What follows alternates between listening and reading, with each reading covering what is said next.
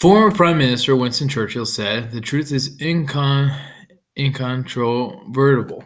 Malice may attack it, ignorance may deride it, but in the end, there it is." The truth is a hard thing to discover in today's day and age, because it's hard to know whether we are being told a lie or the truth or somewhere in between. If you'd like to know some truths about vaccination and the importance of them, listen carefully.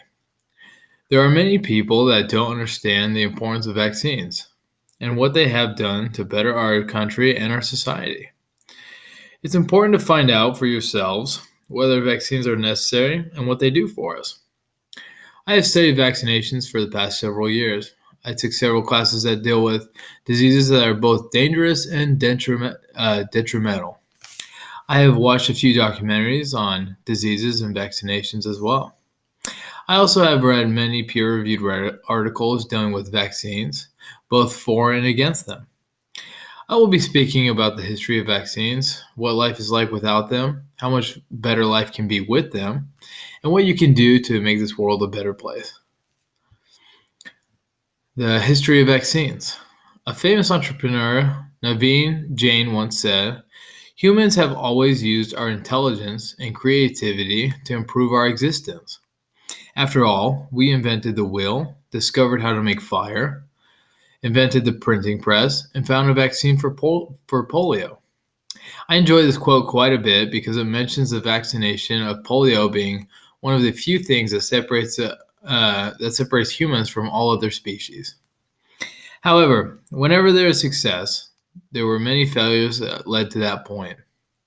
Just look at Thomas Edison and the light bulb.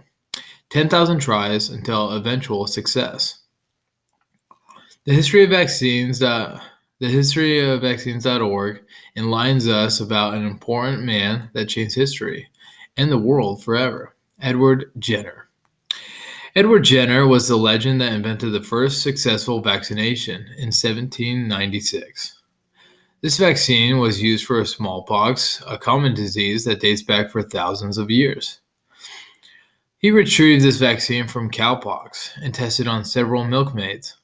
After he realized his vaccination was a success, it became widespread, and over the course of time, smallpox was eradicated.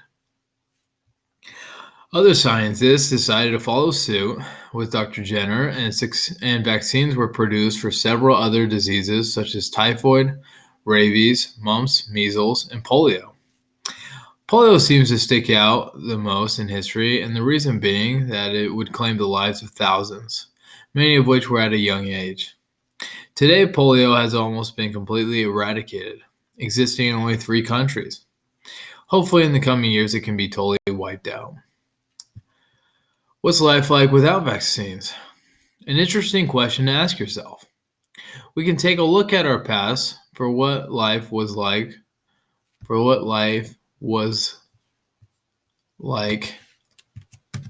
without vaccines.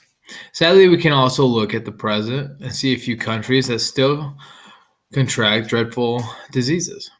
In the past, our country had many diseases that would kill off thousands. Polio was one of the most feared because it would leave an individual paralyzed or dead. In the early 1800s, the life expectancy rate was 37 years old. Many people today don't start a family until they reach their early 30s, which is insane to think about, and the big reason being that people would die in early death from diseases. There were many diseases that were rather apparent then that no longer exist today, or extremely rare. I served a religious mission in Peru, in one of the poorer parts where I saw many people suffering from curable diseases that could be fixed if they just had the resources. Most of the people didn't know how to read or write, let alone know what a vaccination is. I heard countless people die from different diseases during my time there. Peru isn't the only country suffering. There are many, such as India, China, many islander countries, etc. Vaccine-preventable diseases have a costly impact, resulting in doctor's visits, hospitalizations, and premature deaths. Sick children can also cause parents to lose time from work. And as we all know, time is money. In conclusion, vaccines save us time, money, and most importantly, the lives of friends and family. However, there's still hope. Next, I will be talking about how vaccines have changed the world as we know it. Changes made thanks to vaccinations. Luckily, we are blessed to live in an area where technology is advancing and it is possible to transport vaccinations and other medical aids to struggling countries. Whether it be through some sort of government agency, a religion, or some charity, there is aid reaching these countries through many avenues. Newborn babies are immune to many diseases because they have antibodies that they receive from their mothers called B cells. However, as we learned from vaccines.gov, this immunity goes away during the first year of life, after which they need to start receiving medical treatment, including vaccinations. Babies and toddlers don't have the best immune system, so it is vital to improve the immunity of these young adolescents. CDC.gov teaches us that vaccines are only given to children after a long and careful review by scientists, doctors, and healthcare professionals. These are safe and effective. It is important to receive vaccinations because of herd immunity.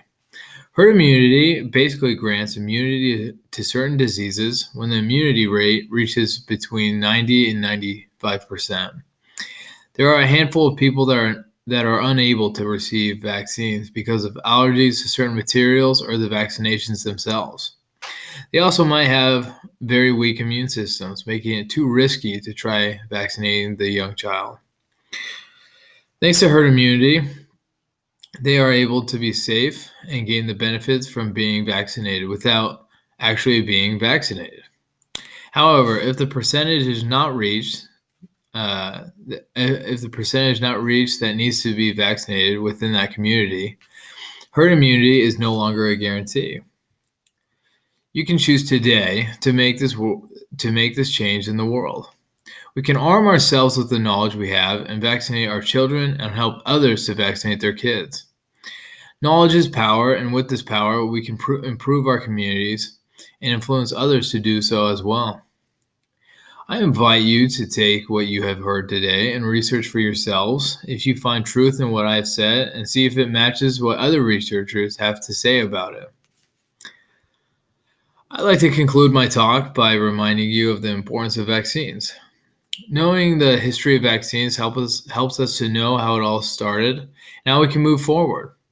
Vaccinations are important in order to prevent the death of thousands upon thousands of lives.